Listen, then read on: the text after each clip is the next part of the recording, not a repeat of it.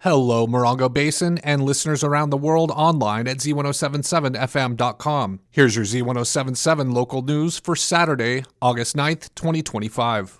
Does the weekend heat have you hunkered down? Online news editor and summer relaxation expert Robert Hayden says to bust out your Tommy Bahamas and throw on some Wayfarers as there's a free concert that is not to be missed. All right, High Desert, it's time to crawl out of your swamped, cooled caverns and air-conditioned caves and head out to the Yucca Valley Community Center for the final summer concert of 2025. The Buffett Beach Band is a local veteran band that honors the late, great original Parrot Head Jimmy Buffett. The 8-piece band includes female vocalists and a killer horn section, and they'll be working their way through some of Jimmy Buffett's most celebrated and groovy hits. I sure hope they play Cheeseburger in Paradise. Come join your friends and neighbors on the Yucca Valley Community Center lawn for a free, fun, family-friendly concert under the stars. Bring your chairs and blankets. The gates open at 6:30 and the Buffett Band starts rocking at 7. And don't forget to swing by the Z107.7 booth to say hello, as we're a media sponsor of the event. Reporting for Z107.7 News, I'm Robert Hayden. It's the second Saturday of the month, and that means it's time for the Joshua Tree Art Crawl. Here's art aficionado Jeff Harmatz with a look at what local galleries will be posting up. Check out some wild art tonight in downtown Joshua Tree. La Matadora is kicking it off with a show called Ex Votos, Miracle Paintings of Gratitude, featuring non-traditional ex votos or votives offered to divinities from artists based in Mexico City. DJ 8-Tracks will be spinning, and the gallery will host an open mic for people to recount their near-death experiences. Starting at 7 p.m., the gallery will be open from 6 p.m. to 9 p.m. Hey There Gallery continues their show Stinkers, which features prints and stickers from cartoonists Matt Stromberg and Stephen Weissman.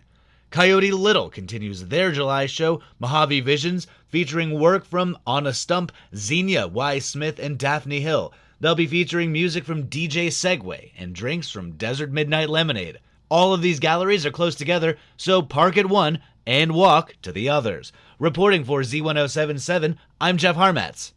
Author Daniel Pyne will be celebrating the re-release of his cult classic neo-noir novel 29 Palms this evening at Desert General in 29 Palms from 5 to 7 p.m.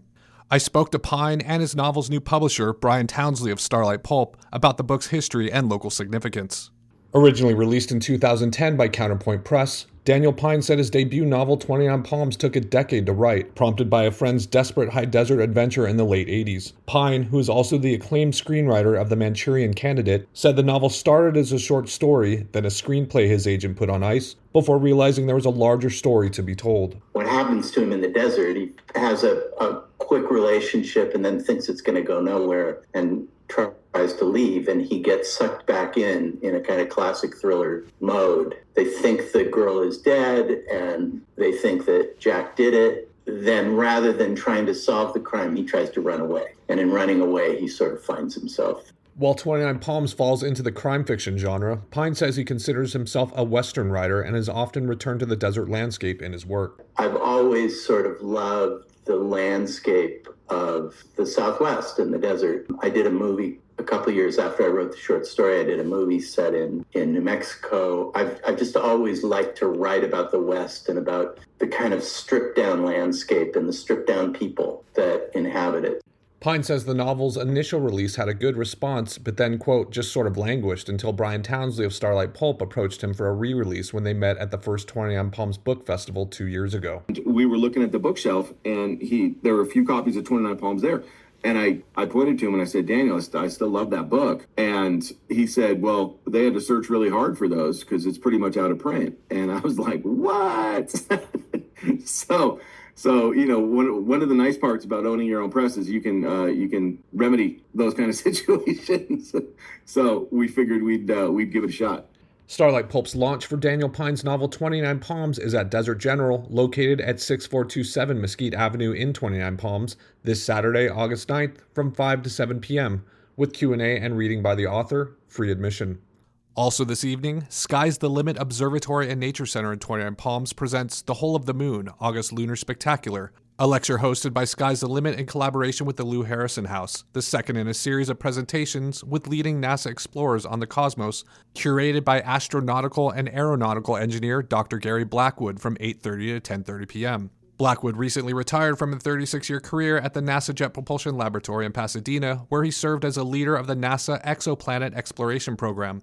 His team developed and used advanced science and technology to search for life in the universe. Blackwood earned his degrees in aerospace engineering at MIT, although his fascination with the night sky began at a very early age. His ongoing passion is presenting night sky tours to connect audiences to the wonders of the universe. Guests should plan to arrive 30 to 45 minutes before the presentation start time to park, explore the grounds, and get settled. Following the presentation, guests will have the opportunity to look through the telescope inside the dome, and additional telescopes of various sizes and types will be arrayed outside the dome as well. Guests can talk with the astronomer docents as they observe the celestial objects in the sky that night. The town of Yucca Valley is seeking public comment for the next round of its Utility Box Public Art Program. The program seeks artist-designed wraps placed on otherwise normal utility boxes throughout town. Last year's program saw artists enhancing the visual landscape of Yucca Valley, and town staff hopes to continue the project by adding more art to additional utility boxes.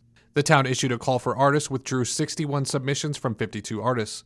At its meeting on June 11th, the Parks, Recreation, and Cultural Commission identified 12 submissions for consideration as the art installations and directed staff to gather community feedback on the designs through a public comment period. The public comment period will close tomorrow, Sunday, August 10th, and the results will be shared with the Parks, Recreation, and Cultural Commission at their meeting on September 10th, where the commission will determine their recommendation to the town council for final approval. Artists included in this round for consideration are Matt Adams, Ashley Adams, Marcia Geiger, Melissa Frail, Prescott McCarthy, Lily Todd, Krista Wargo, Linda Schrader, Zebulon Zhang, Cecilia Romero, Rosa Krugliz, and Shara Salter.